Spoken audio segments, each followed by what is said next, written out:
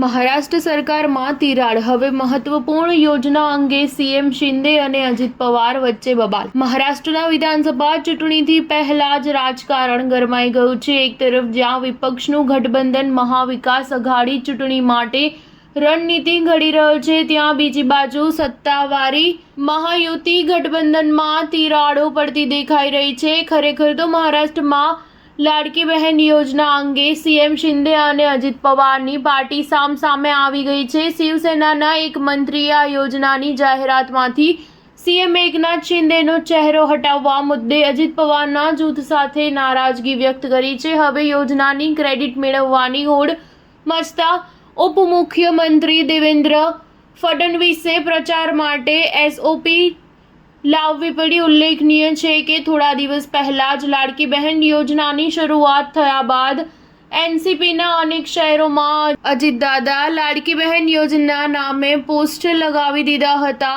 તેના બાદ બારામતીમાં એવા પોસ્ટરો લાગ્યા જેમાં અજીત પવારનું નામ જ ન હતું, જેના પર રાજકારણ ગરમાયું હતું. સ્ટાર ન્યૂઝ 7 હંમેશા સચ્ચાઈની સાથે.